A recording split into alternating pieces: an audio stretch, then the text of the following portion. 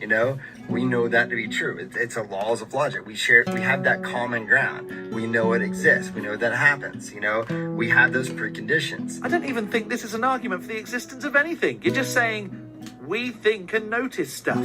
Uniformity in nature. I'm giving you 4. There's technically just 3. It would be absolute morality, laws of logic, and uniformity in nature. But I like to add absolute truth because that kind of coincides with absolute morality. So it is 3 then. You're just adding words to fill time. Uniformity in nature is not to be confused with uniformitarianism.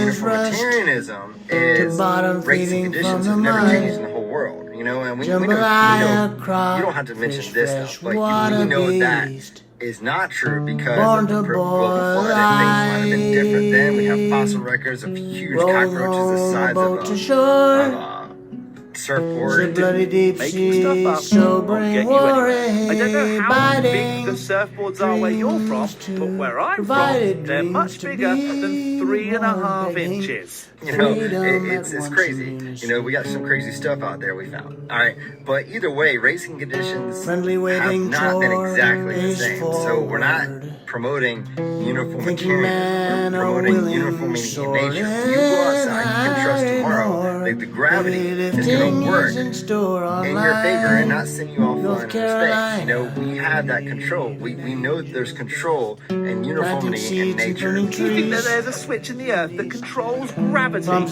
we control gravity, I'd definitely be in a flying air car right now. So those are the preconditions of intelligibility that prove God's existence, that prove that God exists. Okay? But how? You just said some words, didn't demonstrate any of it, and then said, well, that's a God proven then. Sorry, dude. Absolutely not. I can point out a few things and even make some things up and say that it's direct proof that Lisa the Rainbow Giraffe leaping upon her exists. That is a more detailed answer not to the same, but the fact prove that there God is exists. something You know, about obviously you've got the minor ones where you can say, hey, look at that building. How do you know they're going to ask you a question? They're going to expect it. What did you find about intelligibility was? You know, which now I think we talked about this before. You know, now when they say kind of a minor, well, those can exist without God. They're asked them intelligent to show you, and they're going to example these questions for how that can exist. Seem to be like that, like having like a book smart kind of intelligence, like a college student. You know, get all annoyed that God isn't even using their brain.